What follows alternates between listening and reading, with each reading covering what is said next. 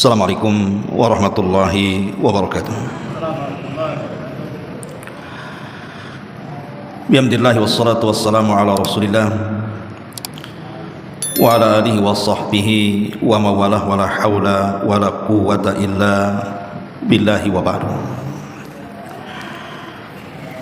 Alhamdulillah, di malam ini kita bisa duduk kembali di majlis ilmu di Masjid Nidaul Ilmi.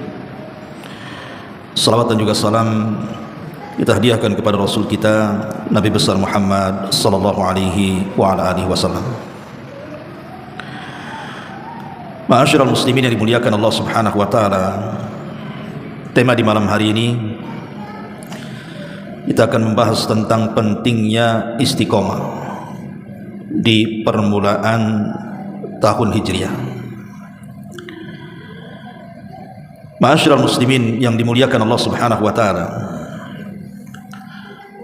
Anas bin Malik radhiyallahu anhu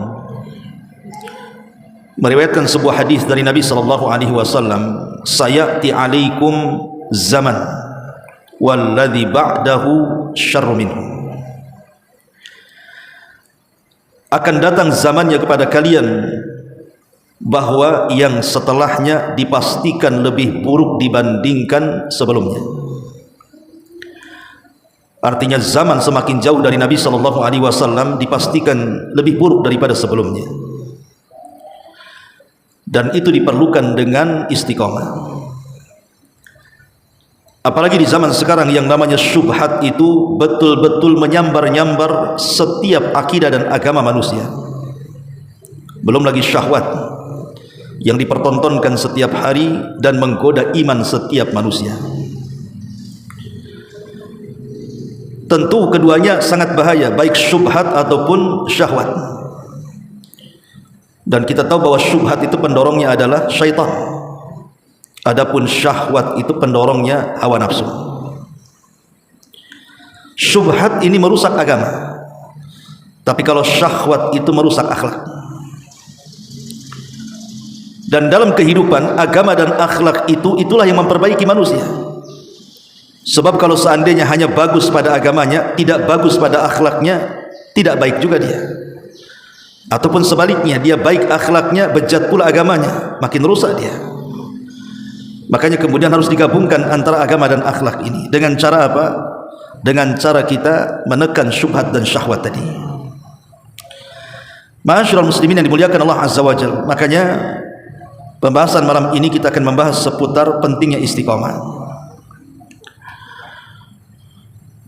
Di dalam Al-Quranul Karim Allah Subhanahu wa ta'ala berfirman, innal ladzina qalu rabbuna Allah thumma istaqamu tatanazzalu alaihimul malaikatu alla takhafu wa la tahzanu wa abshiru bil jannati allati kuntum tu'adun. Surah Fussilat ayat 30. Allah Subhanahu wa ta'ala mengatakan, sesungguhnya orang-orang yang mengatakan Rabb kami adalah Allah, maknanya setiap perintah Allah kita lakukan, setiap larangan Allah kita tinggalkan, setiap yang dihalalkan Allah kita nikmati, setiap yang diharamkan Allah kita jauhi. Itulah kata-kata Rabbuna Allah. Kemudian kita istiqomah di 4 perkara tadi: menjauhi larangan, menjalankan perintah, menikmati yang dihalalkan, menjauhi yang diharamkan. Maka Allah Subhanahu wa taala katakan, tatanazzalu alaihimul malaikatu alla takhafu wa la tahzanu. Maka malaikat akan turun di saat detik-detik wafatnya, kemudian membisikkan di telinganya, jangan takut akan perkara yang akan datang, dan jangan bersedih akan perkara yang kau tinggalkan, dan berbahagialah akan sorga yang Allah janjikan. Wa abshiru bil jannati allati kuntum tu'adun. Ayat inilah yang mendasari pentingnya istiqomah. Ma'asyiral muslimin yang dimuliakan Allah Azza wa Jalla, sebelum saya menjelaskan tentang makna istiqomah, sebab-sebab bagaimana kita bisa istiqomah, untuk merangsang pembahasan kita akan membahas dulu apa sih thamratul istiqomah ini. Buah daripada istiqomah itu apa? Apa hasilnya kalau kita istiqomah ini? Yang pertama, dukhulul jannah. Tentunya sebab terbesar orang masuk ke dalam surga. Jadi istiqomah adalah sebab orang terbesar masuk ke dalam surga. Sebagaimana ayat yang tadi saya baca, surah Fussilat ayat 30 tadi. Wa abshiru bil jannati allati kuntum tu'adun. Maka malaikat akan membisikkan di telinga orang yang istiqomah itu, berbahagialah dengan surga yang telah Allah janjikan kepadamu. Maka buah istiqomah adalah sebab terbesar orang masuk ke dalam surga. Ini yang pertama. Kemudian yang kedua, yudhilluhumullahu fi dhillihi yawma la dhilla illa dhilluh. Dia akan mendapatkan naungan di hari yang tidak ada naungan kecuali naungan arsy Allah Subhanahu wa taala. Kapan itu? Saat mereka berada di padang mahsyar, matahari didekatkan 1 mil di atas kepala. Maka orang-orang yang istiqomah itu akan dipisahkan dari orang-orang itu, kemudian Allah akan berikan naungan sehingga dia tidak akan tersengat matahari. Dan itu disabdakan dalam sebuah hadis yang dikeluarkan Imam Bukhari. Kata Nabi SAW, sab'atun yudhilluhumullahu fi dhillihi yawma la dhilla illa dhilluh. Ada 7 kelompok, 7 manusia yang Allah akan berikan naungan kepada mereka di hari yang tidak ada naungan kecuali naungan Allah. Siapa mereka? Al-imamul adil, imam yang istiqomah dalam keadilan. Seorang pemimpin yang istiqomah dalam menegakkan keadilan. Yang kedua, wasyabun nasya fi ibadati rabbih, dan anak muda yang istiqomah tumbuh di atas ibadah kepada Rabbnya. Kemudian yang ketiga, wa rajulun qalbuhu mu'allakun fil masajid, dan seorang laki-laki yang hatinya istiqomah terkait dengan masjid. Maknanya dia istiqomah menjaga salat yang 5 waktu secara berjamaah bagi laki-laki. Kemudian yang keempat, wa rajulani tahabba fillahi ijtama alaihi wa tafarraqa alaihi. 2 orang yang saling cinta karena Allah, berkumpul karena Allah, berpisah juga karena Allah. Artinya dia istiqomah memupuk kecintaannya karena Allah Subhanahu wa taala. Kemudian yang kelima, wa rajulun talabathu imra'atu dzata mansabin wa jamalin faqala inni akhafullah. Seorang laki-laki yang diminta oleh seorang wanita yang memiliki jabatan dan kedudukan serta kecantikan, kemudian mengajak berzina, dan dia katakan saya takut kepada Allah Subhanahu wa taala. Artinya dia istiqomah menanamkan rasa takut di hatinya. Kemudian yang keenam, wa rajulun tasaddaqa bi shadaqatin fa akhfaha hatta la ta'lama shimalahu ma tunfiqu yaminu. Seorang laki-laki yang bersedekah, kemudian disembunyikan tangan kirinya sehingga tidak tahu apa yang diinfakkan tangan kanannya. Maknanya dia istiqomah di atas keikhlasan dan istiqomah jauh daripada riya. Dan yang terakhir, wa rajulun dzakarallaha khalian fafadat ainah. Seorang laki-laki yang mengingat Allah dikala sendirian, akhirnya dia meneteskan air mata. Artinya orang yang istiqomah di atas keikhlasan. Jadi 7 orang ini, mereka adalah manusia yang beristiqomah kepada Allah Subhanahu wa taala. Maka balasannya mereka akan mendapatkan naungan di hari yang tidak ada naungan kecuali naungan Allah Subhanahu wa taala. Ini yang kedua. Kemudian yang ketiga, al-busyra indal maut, kabar gembira yang Allah anugerahkan di saat kematian. Sebagaimana ayat Fussilat ayat 30 tadi, di mana orang-orang yang istiqomah itu saat detik-detik wafatnya, malaikat akan turun dan membisikkan di telinganya, jangan takut. Maksudnya takut akan perkara yang akan datang dari alam kubur, dari padang mahsyar, dari neraka. Jangan takut. Allah takhafu wala tahzanu, jangan sedih. Artinya jangan sedih apa yang kau tinggalkan. Dengan kematianmu kau tinggalkan anakmu, istrimu, suamimu, hartamu. Jangan sedih, semua sudah dijaga oleh Allah Subhanahu wa taala. Jadi orang-orang yang istiqomah itu saat wafatnya akan mendapatkan kabar gembira dari Allah Subhanahu wa taala. Ini yang ketiga. Kemudian yang keempat, as-sabatu 'alad din. Orang yang istiqomah biasanya dia punya kemantapan dalam agama. Jadi orang yang istiqomah itu dia punya kemantapan dalam agama. Makanya satu hari Sufyan Ats-Tsaqafi radhiyallahu anhu bertanya kepada Rasulullah, hadithni bi amrin a'tasimu bihi ya Rasulullah, ceritakan kepadaku dengan perkara yang aku bisa berpegang dengannya. Faqala Rasulullah sallallahu alaihi wasallam, qul rabbi Allah tsumma istaqim, katakan Rabbku Allah, istiqomah di situ. Kemudian yang kelima, orang yang istiqomah akan mendapatkan kehidupan yang indah di dunia. Sebelum akhirat, di dunia Allah berikan kehidupan yang baik. Allah Subhanahu wa taala berfirman dalam surah An-Nahl ayat 97, man amila salihan min dzakarin aw untha wa huwa mu'minun falanuhyiyannahu hayatan thayyibah. Barang siapa yang istiqomah senantiasa beramal dengan amalan yang saleh dan dia beriman, baik dari kalangan laki-laki ataupun perempuan, maka akan aku berikan kepada mereka kehidupan yang baik. Tidak mesti kaya, tapi Allah cukupkan kehidupannya. Kemudian yang nomor 6, istiqomah ini mendatangkan tumakninatul qalbi, mendatangkan ketenangan hati, dan itulah kebahagiaan yang hakiki. Ketenangan hati. Kenapa? Karena orang yang istiqomah itu hatinya senantiasa terpaut dengan Allah Azza wa Jalla. Ada hubungan antara dia dengan Allah, makanya hatinya akan lapang. Dan yang terakhir, orang yang istiqomah tentu akan dicintai manusia, dihormati manusia, baik kecil ataupun besar, karena dia memuliakan Allah Subhanahu wa taala, maka Allah muliakan dia di dunia. Al jaza min jinsil amal, bahwa balasan itu disesuaikan dengan amalannya. Makanya ketika kemudian Allah Subhanahu wa taala mencintai hamba-hamba yang istiqamah dalam sebuah ibadah, maka balasannya Allah Subhanahu wa taala akan memanggil malaikat Jibril.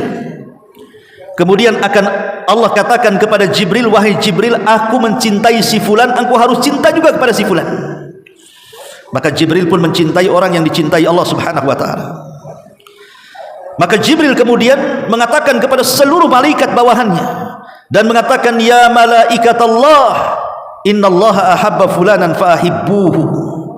Wahai malaikat-malaikat Allah dimanapun kalian berada, Allah sudah mencintai si fulan, maka wajib kalian harus mencintainya. Maka semua malaikat mencintai orang yang dicintai Allah.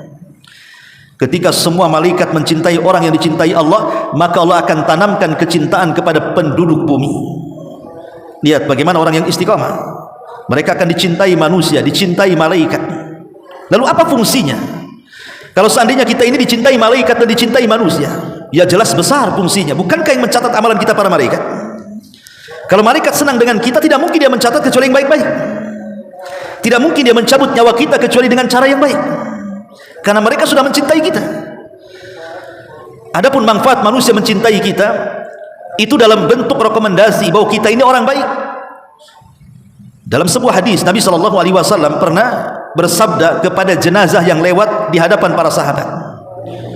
Lewat satu jenazah, semua manusia memuji dia. Kata Rasul, wajabat lahul jannah, jenazah ini dipastikan masuk surga. Besoknya datang lagi jenazah, semua manusia mencaci maki dia. Kata Rasul, wajabat lahun nar, ini jenazah yang kedua ini dipastikan masuk neraka, katanya. Artinya bahwa persaksian manusia di dunia ini menjadikan kita masuk surga. Lah ini adalah buah daripada istiqamah, ikhwan. Ma'asyiral muslimin yang dimuliakan Allah Subhanahu wa taala. Dan banyak lagi buah-buah istiqamah ini. Lalu apa saja yang bisa mendorong kita ini supaya tetap istiqamah? Karena tadi yang namanya syubhat dan syahwat ini setiap hari menyambar-nyambar. Lihat saja sekarang lagi diviralkan dengan tokoh Banten yang namanya Mama Gufron itu. Orang yang sakti mandraguna, bisa bicara dengan bahasa semut, bahasa cacing, bahasa ikan, bahasa apa lagi? Bahasa hudhud. Ya. Kira-kira antum percaya enggak? Pamannya saya ambil bendera, saya, Abu Mero bicara dengan bendera. Saya enggak antum? Oh, bohong Abu Mero, masa bicara dengan bendera? Ah, kita katakan si Gufron juga enggak percaya bicara dengan cacing. Karena kalimatnya sih itu saja kan. Seandainya cacing ketemu kecoa saja, nggak nyambung, nggak mungkin komunikasi itu. Ini antar binatang ya. Ini cacing ketemu kecoa, kira-kira ngobrol nggak? Nggak ngobrol. Karena satu binatang dengan binatang yang lain itu akan berbeda. Ya kecoa dengan sesama kecoanya, cacing dengan sesama cacingnya kan, nggak akan nyambung. Ayam ketemu kambing aja nggak nyambung. Ya. Jangankan binatang, antum saja, antum orang Jawa ketemu orang Flores, nyambung antum bahasanya? Nggak akan nyambung. Manusia saja yang beda bahasa nggak nyambung loh. Apalagi ini yang satu manusia, yang satu binatang pula, cuman nyambungnya. Maka dipastikan ini sebuah kedustaan. Jadi syubhat namanya, ikhwan. Kenapa saya katakan syubhat? Karena diikuti orang banyak, bahkan santri-santri sebagian mereka bisa baca kitab pula. Bahkan didukung oleh ormas besar dalam negara kita ini, dikawal pula kan begitu. Nah ini syubhat namanya. Orang kalau tidak punya akidah ikhwatu fiddin mungkin percaya saja, apalagi kemudian dikatakan dia wali kutub. Ya, ada seorang buya itu sampai mengatakan, jangan dikomentari Mama Ghufran ini, karena anda ini tidak levelnya katanya. Tidak levelnya, anda belum masuk dalam areal perwalian katanya. Wali apa? Wali murid dapat apa? Ya, jelas-jelas dia ngomong di YouTube. Kalau dia ngomong tidak di YouTube dan tidak mengatasnamakan Islam, terserah dia. Tapi ketika dia kemudian bicara di YouTube, disebarluaskan dan ada syubhat penyimpangan, maka sudah sewajarnya kita angkat bicara. Kita harus meluruskan, karena bagaimanapun sudah melenceng dari akidah Islam begitu jauh sekali. Jauh, sangat jauh sekali. Bahkan bisa menjerumuskan kepada kekufuran. Ajaran Ghufran bisa sampai kepada kekufuran, ya. Karena itu setingkat lagi dia bisa ngaku, bisa naik jadi nabi loh. Mama Ghufran ini setingkat lagi itu bisa jadi nabi dia. Kenapa? Dia berguru 40 tahun sama Allah, bisa SMS sama Allah lagi, coba bisa komunikasi dengan Allah, dia bisa mengintimidasi malaikat maut lagi. Ini kan luar biasa. Nabi aja tidak bisa mengintimidasi malaikat kan, dia bisa dia. Ini kan hebat namanya. Mungkar nakir aja bisa dia ngobrol sama dia. Ini syubhat. Belum lagi khurafat-khurafat yang datang dari sebagian oknum Habib. Ada sebagian oknum Habib itu mengarang-arang khurafat luar biasa, seolah-olah dia penjamin surga. Itu bisa lihat di YouTube itu, untuk mendoktrin bahwa dia ini seorang Habib keturunan Nabi SAW, dia harus menceritakan kisah khurafat. Padahal kalau dia memang mengaku keturunan Nabi SAW, harusnya dia orang yang paling memperjuangkan sunnah kakeknya, harusnya. Logikanya kan begitu. Karena dia dekat dengan Nabi. Kalau dia mengaku cucu Nabi, berarti silsilahnya lebih dekat kepada Nabi dibandingkan kita. Ketika lebih dekat dengan Nabi SAW, seharusnya dia lebih dekat dengan sunnah Rasul, memperjuangkan sunnah Rasul, membantah syubhat-syubhat dari perbuatan-perbuatan bid'ah dalam agama, dan begitu seterusnya. Harusnya mereka yang paling kencang di atas sunnah, karena nasabnya lebih dekat kan. Ini tidak, lebih banyak takhayulnya, khurafatnya. Ya kita katakan oknum lah, kalau tidak dikatakan semuanya kan gitu. Ma'asyiral muslimin yang dimuliakan Allah Azza wa Jalla. Soal kalian ngaku nasab sampai kepada Nabi itu urusan kalian. Benar enggaknya itu Anda akan bertanggung jawab di hadapan Allah kan begitu. Tapi yang saya kritisi bukan itu. Ada sebagian oknum itu mereka menceritakan sebuah cerita dinasabkan ke dalam Islam, dan kisah yang diceritakan itu khurafat-khurafat yang bertentangan dengan akidah Islamiyah. Itu masalahnya. Ya. Ma'asyiral muslimin yang dimuliakan Allah Subhanahu wa taala. Belum lagi syahwat. Makanya di sini dipentingkan apa?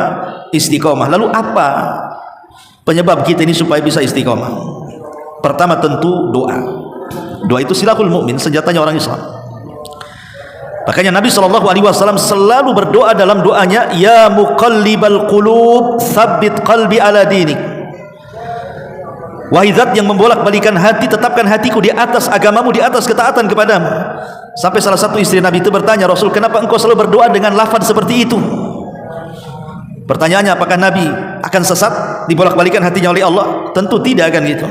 Tapi Nabi SAW mengatakan kepada istrinya, bukankah hati setiap manusia ada di genggaman jari jemari Allah Subhanahu wa taala, yang sewaktu-waktu Allah bisa membolak-balikan sesuai dengan kehendaknya.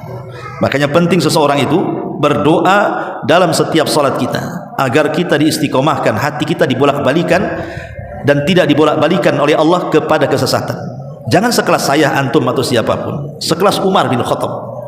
Kurang apa Umar bin Khattab itu? Jadi disebut mulham. Mulham itu maksudnya saking cerdasnya pendapat Umar itu selalu dikuatkan wahyu. Jadi kalau Umar ngomong turun wahyu. Makanya Nabi SAW sampai mengatakan, kalau seandainya ada Nabi sepeninggalku, Umarlah orangnya.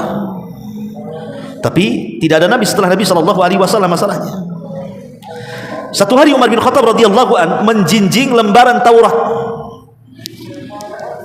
Kemudian Nabi SAW nampak, ditanya, apa yang di tanganmu wahai Umar? Kata Umar bin Khattab, ini lembaran Taurat wahai Rasul. Lihat bagaimana reaksi Nabi SAW kepada Umar. Amutahawwikun anta ya ibnal Khattab, katanya. Apa kau sudah bingung wahai putra Khattab, Umar? Taraktukum alal bayadar, kutinggalkan Islam ini dalam kondisi putih bersih terang benderang, lailuha kanahariha, malamnya seperti siangnya. Kau masih kurang yakin dengan Islam sehingga harus bawa lembaran Taurat? Buang lembaran Taurat itu, cukup dengan Quran saja. Kalau sekelas Umar bin Khattab radhiyallahu an dikhawatirkan hatinya dibolak-balikan, dikhawatirkan dia jadi Yahudi gara-gara baca Taurat, sehingga Rasul mengatakan, apa kau sudah bingung dengan agamamu sendiri wahai Umar? Itu Umar dikhawatirkan berpaling.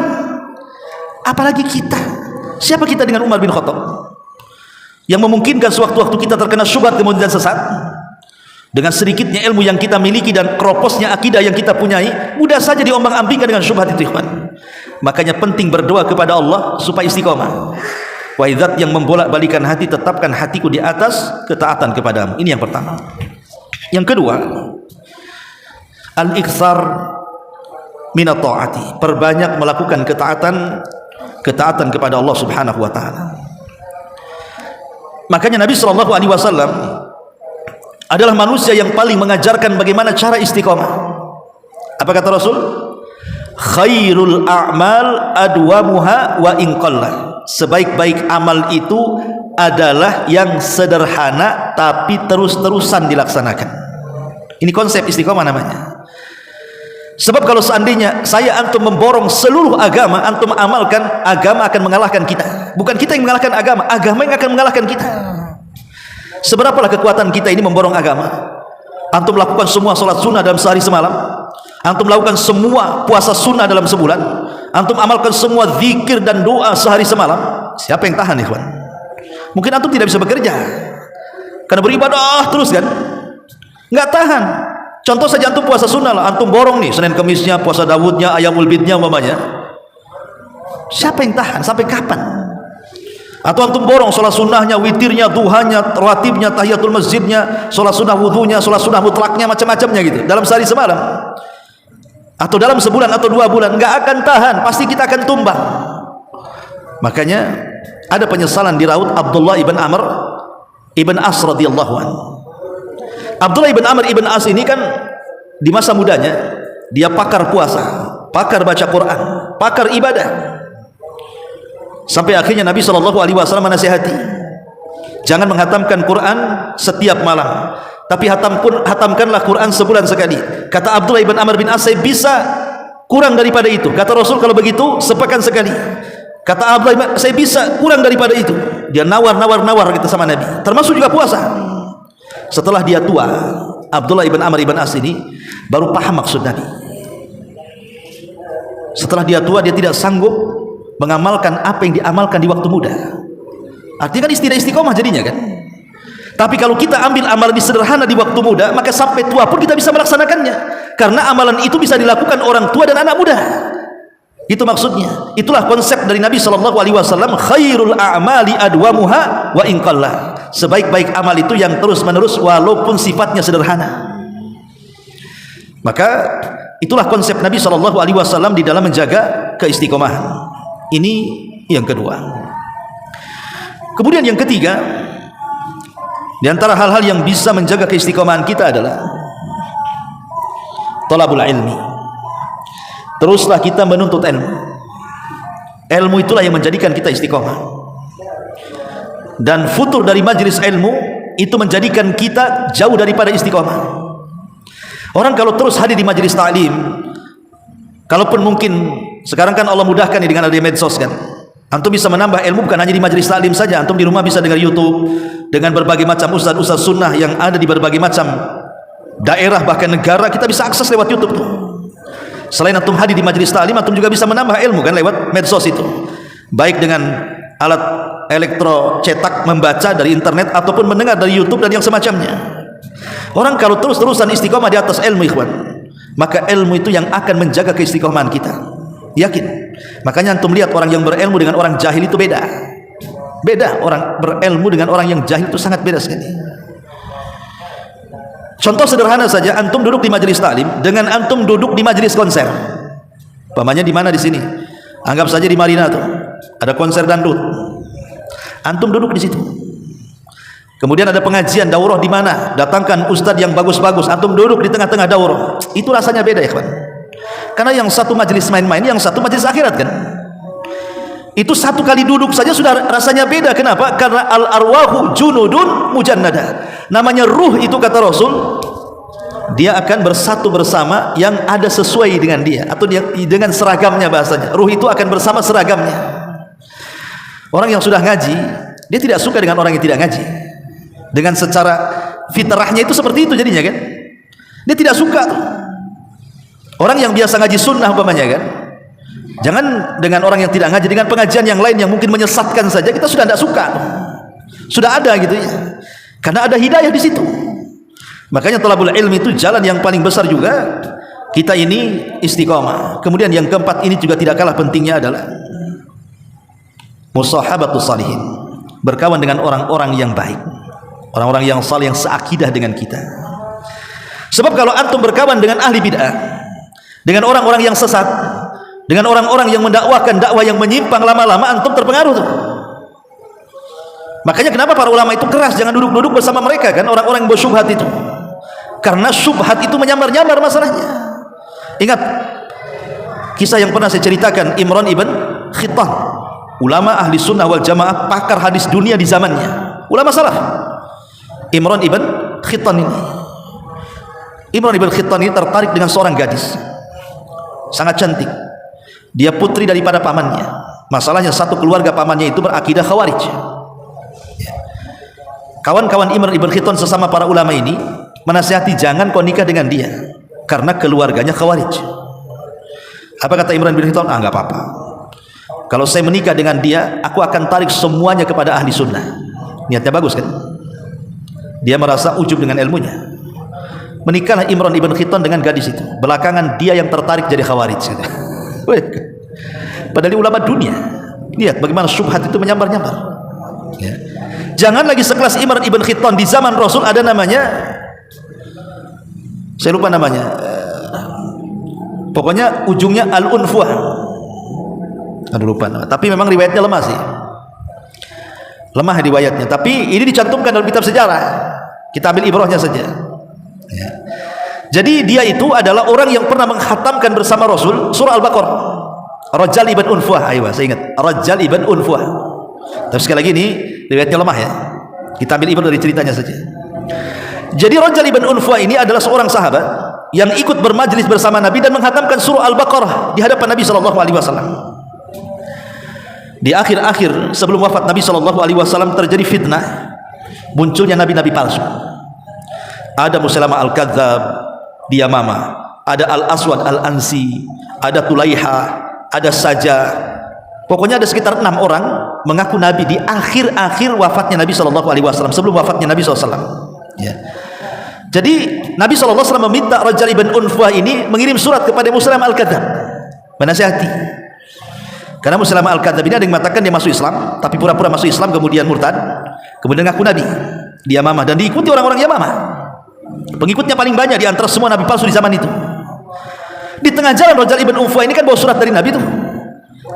Terdengar bahwa Nabi SAW meninggal dunia. Ketika Rajal ibn Unfuah sampai kepada Musailamah al-Kadzdzab, disembunyikan suratnya. Entah apa masalahnya, Rajal ibn Unfuah ini tiba-tiba berdialog 4 mata dengan Musailamah al-Kadzdzab. Kesimpulannya, Musailamah adalah penerus kenabian Nabi SAW. Lihat. Entah Musailamah itu ngasih jabatan, entah ngasih uang, wallahu alam. Tapi Rajal ibn Unfuah tiba-tiba membenarkan bahwa Musailamah al-Kadzdzab adalah nabi penerus Nabi SAW. Akhirnya kemudian diserang oleh Abu Bakar Siddiq radhiyallahu an. Pasukan Musailamah al-Kadzdzab terdesak sampai masuk ke sebuah kebun, maka kebun itu kemudian dikepung oleh para sahabat. Maka kisah kematian Musailamah al-Kadzdzab ini dikenal dengan hadiqatul maut namanya, kebun kematian. Termasuk Rajal ibn Unfuah mati di situ. Sul khatimah. Lihat, seorang sahabat Nabi kan menghatamkan surah Al-Baqarah dengan Nabi, bisa murtad, ikut Muslim al-kadzab pula kan gitu. Tapi sekali lagi ceritanya lemah kan gitu. Tapi siapapun bisa terjadi, sahabat juga manusia. Makanya ketika Ibnu Hajar al-Asqalani mendefinisikan makna sahabat itu, orang yang melihat Nabi SAW beriman dengan Nabi dan mati di atas agama Nabi walaupun dia sempat murtad kemudian balik ke Islam. Ya kan, ada kata-kata gitu definisi sahabat itu. Kata Al-Hafidz Ibnu Hajar dalam kitabnya Al-Isabah. Ya. Ma'asyiral muslimin yang dimuliakan Allah Azza wa Jalla, intinya bahwa ketika seseorang salah berkawan, maka ini akan melunturkan istiqomah. Sempat saja kita berkawan dengan ahli bidah, dengan orang-orang yang cara berfikirnya menyimpang dari Islam, penuh dengan khurafat, penuh dengan tahayul, lama-lama kita ini akan terikut, ikhwan. Sehingga ada peribahasa, berita hoax itu kalau terus-terusan diberitakan, lama-lama dibenarkan. Syubhat itu kalau terus disambar-sambar, lama-lama kena juga kita. Ya. Makanya jangan berkawan dengan orang-orang yang akidahnya rusak. Berkawanlah dengan orang-orang yang seakidah dengan kita. Karena hanya dengan itulah menyelamatkan istiqomah kita di hadapan Allah Subhanahu wa taala. Ini yang keempat. Yang kelima, ya. Juga di antara sebab istiqomah adalah idamatu qiraatil Quran bitadabburin wa khusyu'in. Terus-menerus membaca Quran dan tadabbur dengan Al-Qur'an. Jadi kalau bisa Quran itu bukan hanya sekedar dibaca, dihafal, tapi juga dipelajari. Karena fahmul hudud khairun min fahmil huruf. Apa kata ulama? Pemahaman terhadap batasan-batasan yang ada dalam Al-Quran dari hukum-hukum baik perintah ataupun larangan itu lebih baik dibandingkan hanya memahami huruf per huruf, mempelajari tajwid, mempelajari makharijul huruf. Itu penting semuanya ilmu Quran itu, termasuk sanad itu sangat penting. Tetapi lebih daripada itu mempelajari Al-Quran, memahami Quran dengan tafsirnya jauh lebih penting lagi.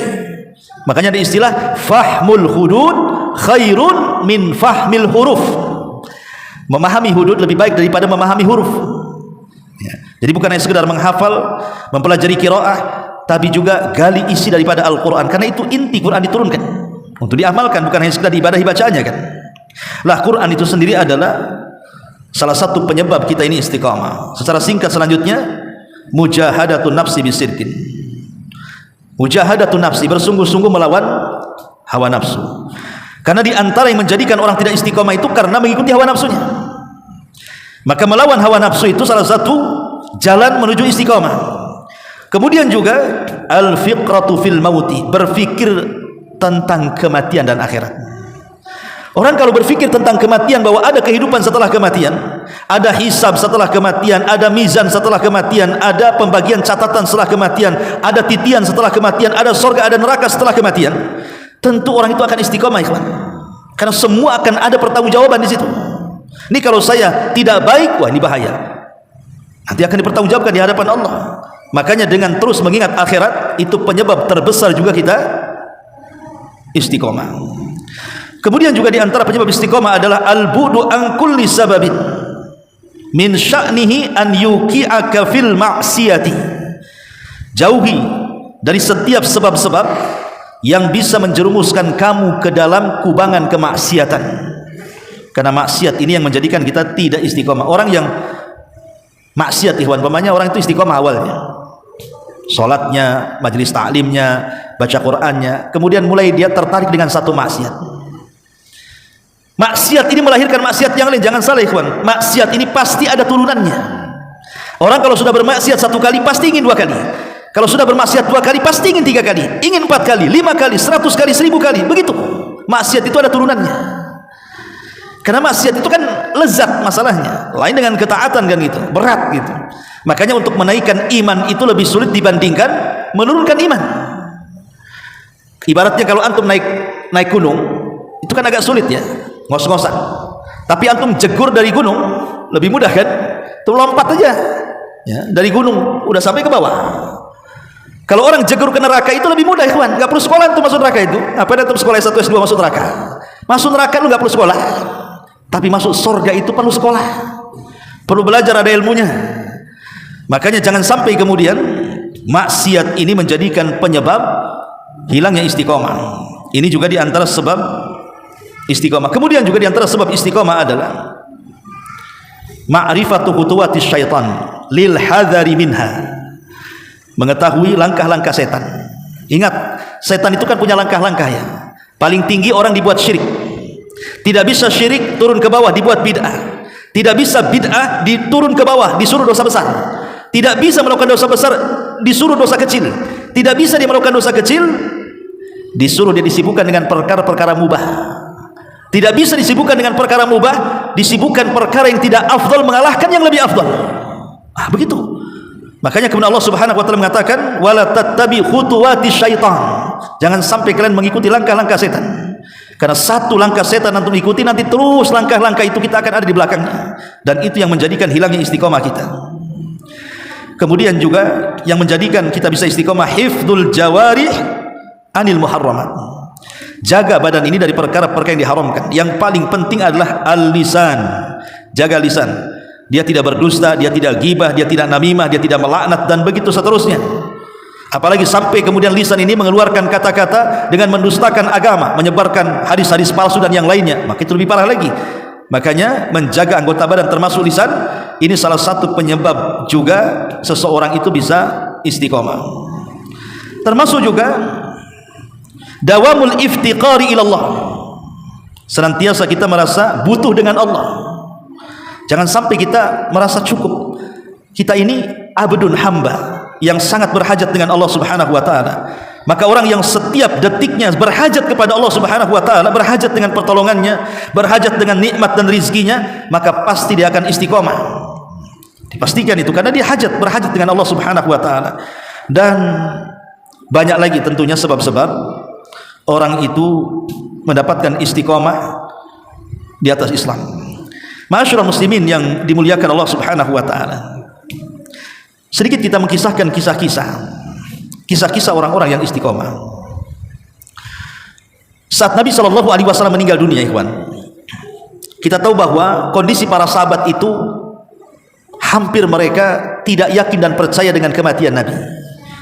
Jangan lagi Nabi yang meninggal. Kalau antum punya istri, kemudian antum cinta dengan istri, tiba-tiba istri mati mendadak, antum gak yakin istri antum mati, ya kan? Pasti tuh tiba-tiba mendadak itu meninggal gitu, ketabrak gitu ya. Kayaknya istri kita masih hidup tuh. Itulah yang dirasakan para sahabat ketika meninggalnya Nabi SAW. Seolah-olah Nabi masih hidup, sampai Umar megang-megang pedang dan mengatakan, siapa yang mengatakan Nabi meninggal, kupenggal lehernya. Dia tidak meninggal, kata Umar, dia sedang pergi 40 hari. Dia akan datang untuk matahkan kaki tangannya orang munafik, katanya. Bahkan ketika Rasul meninggal, Ali seperti orang gila, Utsman seperti orang lemas. Hampir sahabat tidak ada yang bisa bangun. Coba datang Abu Bakar Siddiq radhiyallahu anhu, satu-satunya yang Allah berikan hidayah, mendapatkan ketenangan saat mendapatkan musibah besar kematian Rasul adalah Abu Bakar. Dia masuk ke kamar Aisyah Ummul Mukminin, putrinya. Rasul kan jasadnya ditutup oleh kain, dibuka kain kepalanya, kemudian Abu Bakar mencium keningnya. Kemudian Abu Bakar mengatakan, tibta hayyan wa mayyitan anta ya Rasulullah. Sungguh indah jasadmu wahai Rasul, baik engkau hidup ataupun mati. Kemudian Abu Bakar keluar. Umar masih ngancam-ngancam orang tuh. Maka Abu Bakar naik ke atas mimbar. Kemudian Abu Bakar Siddiq radhiyallahu mengatakan di hadapan seluruh para sahabatnya. Kata Abu Bakar Siddiq radhiyallahu an, ayyuhan nas, man kana minkum ya'budu Muhammadan fa inna Muhammadan qad mat. Wa man kana minkum ya'budullaha fa innallaha hayyun la yamut. Wahai manusia, siapa di antara kalian yang menyembah Muhammad, lihat Muhammad sudah mati. Tapi siapa di antara kalian yang menyembah Allah, maka Allah zat yang akan tetap hidup dan tidak akan pernah mati. Kemudian Abu Bakar membacakan sebuah ayat yang kata para sahabat seolah-olah ayat itu baru turun hari itu, padahal itu sudah turun sebelumnya. Kata Abu Bakar Siddiq radhiyallahu an, Allah berfirman, ma kana Muhammadun, tidaklah Muhammad, kata Abu Bakar Siddiq radhiyallahu anhu, tidaklah Muhammad sallallahu alaihi wasallam meninggal dunia, dia dibunuh ataupun dia terbunuh. Apakah kalau seandainya Muhammad ini mati terbunuh, kalian akan lari ke belakang punggung-punggung kalian? Wa man yanqalib ala akibaihi falan yadurrallaha syai'a wa sayazzillahu syakirin. Maka siapa yang berpaling dari agama Muhammad, maka tidak memadaratkan Allah sama sekali, karena Allah hanya akan membalas orang-orang yang senantiasa bersyukur kepadanya. Lihat bagaimana Abu Bakar menyadarkan dengan membaca ayat ini, dan Abu Bakar berusaha untuk membuat istiqomah di hadapan para sahabat kan hampir futur para sahabat. Macam mana Nabi mati, macam mana Rasul mati katanya, siapa yang akan membimbing kami, dan begitu seterusnya. Tapi Nabi SAW itu kan sudah mempersiapkan, kata Rasul, iktadu iktadu mim ba'di, maksudnya ikutilah sepeninggalku Abu Bakar dan Umar, kata Rasul. Artinya Rasul sudah mempersiapkan orang-orang ya kan setelah sepeninggalnya kan. Nah makanya Abu Bakar mengatakan, sesungguhnya kalau kalian hidup menyembah Muhammad, Muhammad sudah mati. Tujuan kita bukan menyembah Muhammad, tapi tujuan kita menyembah Allah. Itulah hakikat Abu Bakar menanamkan istiqomah namanya.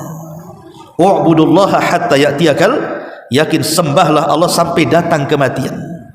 Makanya Abu Bakar mengatakan, siapa yang menyembah Muhammad, Muhammad sudah mati. Tapi kalau menyembah Allah terus-terusan, dialah zat yang tetap hidup dan tidak akan pernah mati.